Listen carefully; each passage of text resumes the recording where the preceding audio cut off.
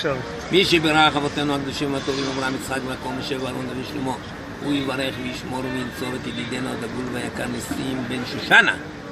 בעבור שאנחנו אומרים כאן בכותל יום יום מזמורי תהילים וכל ספר תהילים. חזק ברוך הוא ימלא רחמים עליך לרפאותך, להחזיקך, להחריותך. ישלח לך מהרה רפואה שלמה רפואת הנפש והגוף יהי רצון שהקדוש ברוך הוא יפרוס סוכת שלמה עליך ויפתח כל שערי שמיים מהמקום הקדוש הזה וייתן לך פרנסה והרחבה מידו המלאה, פתוחה, קדושה והרווחה, שפע, ברכה והצלחה עד בלי די ועשירות מופלגה, שתוכל מתוך בריאות ושמחה לעזור לאנשים אחרים.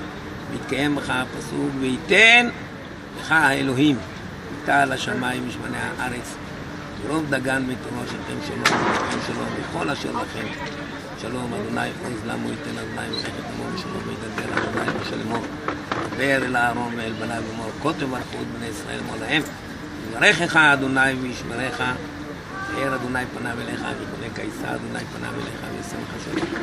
שמו ישמע בני ישראל ואני אברכם ישמחה אלוהים תפרע מכמון אשר רצון שהקדוש ברוך הוא ימתיק מעליך כל הדינים ויסיר ממך ומכל משפחתך כל המסטינים המקטרגים וייתן לך חיים ארוכים ומתוקים ותזכה לראות דורות ישרים ומבורכים. אמן. נשמח לשמוע את הברכה.